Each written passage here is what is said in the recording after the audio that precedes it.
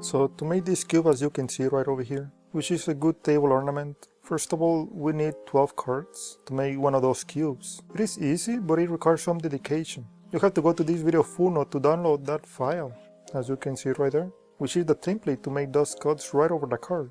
Now we recommend you to print that from inside a PDF file, Acrobat Reader, which is a free software, so it comes up at the right size.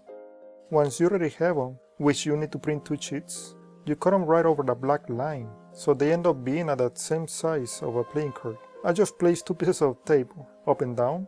Then I'm gonna cut all playing cards with the cards face up. Now if you begin cutting the cards face down, then it's better for you to cut them all with the cards face down as well. Now the cube that I have here, all the playing cards were cut with the cards face up. But if you want, you can add up 2 other pieces of tape on the side, but to me up and down was enough. So you have to do this on the 12 cards. Then you have to cut over the black line, since you have to create certain thickness on each cut. It is not just a simple cut. As you can see here, you may tell the thickness of each cut. So I'm just gonna cut 1 card so you can see. I cut right here from the left side, then I follow the right side. You go over, doesn't matter. It is almost there. You can see the cut. The ones I may struggle the most are the arrows. On the arrow, I try to cut the left side first, and then the right side. Then here, you have to fold the card. You ain't gonna damage it, you just bend it by doing the cut on the right side.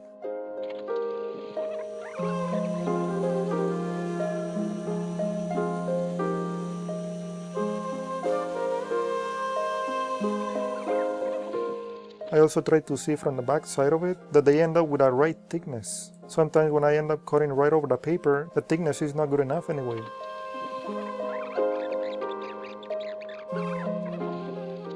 There you go. There you can see a better separation. In total, cutting all the playing cards, it may take about 30 minutes. It depends on each and every one of you.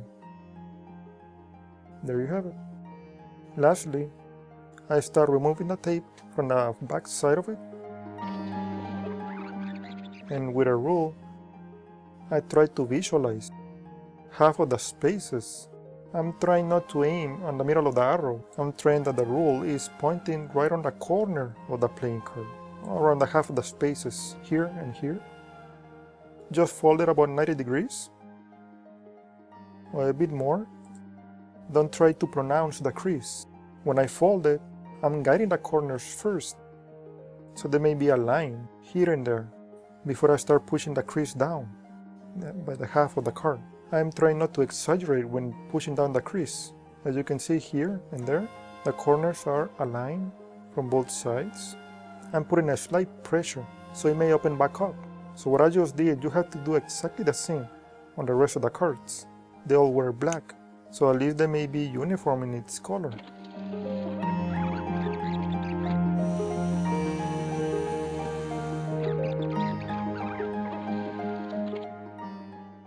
Once you already have the 12 cards, just put them all together and just make sure they all align in their cuts to see if those pieces have enough movement. The last one will be a bit more complicated. So as you can see over here on the playing cards, on the corners they have arrows, and on the sides they have 2 lines, a long one and a short one. The arrow from this corner or this one, these arrows go inside the lines, these 2 or these 2. Doesn't matter. I'm trying to fold the card and begin by the rear side. I'm always beginning by the long side, and I end up on a short line. And there a card goes in. It fits pretty well. Then I'm gonna try to use these 2 corners since they are the closest ones. That's gonna be the corner of the cube. For that I'm gonna need to use these 2 lines. These lines right there. There the arrow will go in, which is the corner of the card.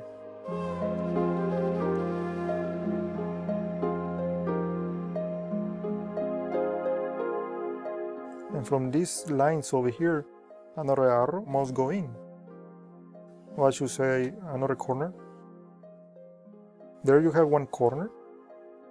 And as you can see, this triangle is one corner. The center part of the cube must be a diamond. And on the corners, it has a triangle. So I'm gonna put this on the side. Then I'm gonna do another three. I'll do exactly the same.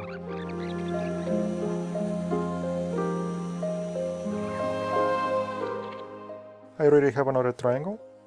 This must be on the outer side. The triangles that I have right here on the front must be on the outer side. Here I'll need to join only two cards. I must visualize the diamond, the center part of the cube. As you can see right here, there is a diamond.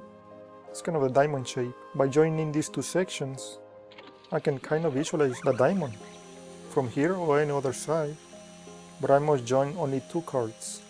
Like I said, so you don't struggle a lot, but in a way it doesn't matter what, you're still gonna struggle anyway.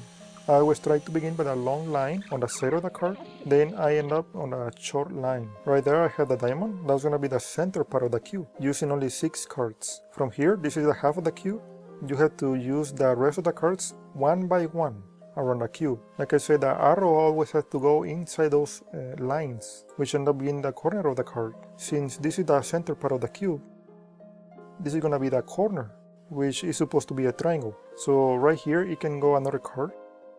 And since we have lines right here, the corner of the card must go in. At the beginning it's a bit complicated because they are kind of loose because of the big gaps among the cuts. That's why it's not gonna be easy, but the more you keep putting up, the more you put together, the more they're gonna fit. And they're not coming out as easy as before. Here I have a diamond. And here another diamond should go in. The same I'm trying to visualize. If you do the corners, it's better because two sides of the card are fitting in together and the cube start becoming more stiff. And here, since you have the diamond, this side should be a corner, a triangle, in which we only use 3 cards.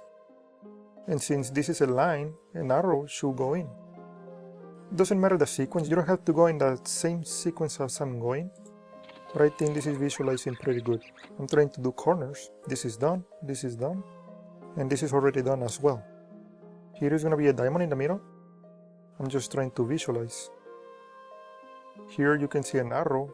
The lines of the side of the card should go in.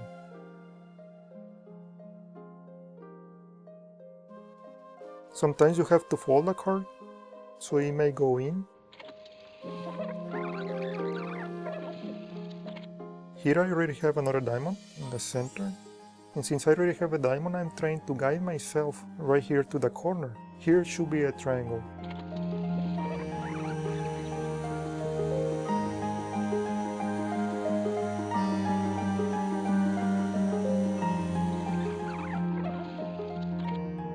I already have 3 diamonds, which is the center part.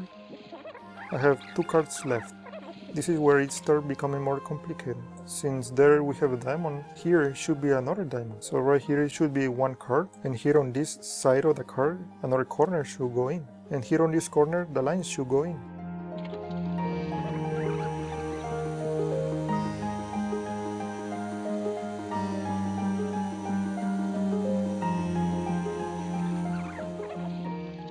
So this is the last section in which we only have 1 card left. This is going to be a bit more complicated because it's only 1 corner. I'm trying to fold this card, so I may start from the inside out and start for the most complicated sections. Here you have to force the cube just a bit more and fold the cards as much as you can without ripping or damaging the cards.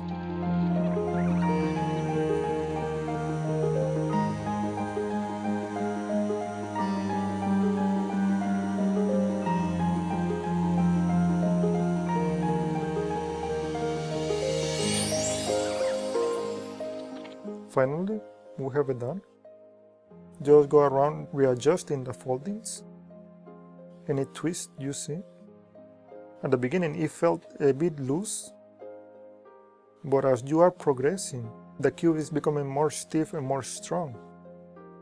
That's why at the beginning try to make the cuts as precise as possible, so the diamonds don't end up being twisted. It's just mainly the lack of adjustment.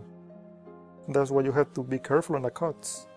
there is not a visual way to tell which card should go first. I'm just basing myself on the diamonds on the center of the cube and the triangles on the corners, visualizing and going around, so that way it's easier to put cards one by one.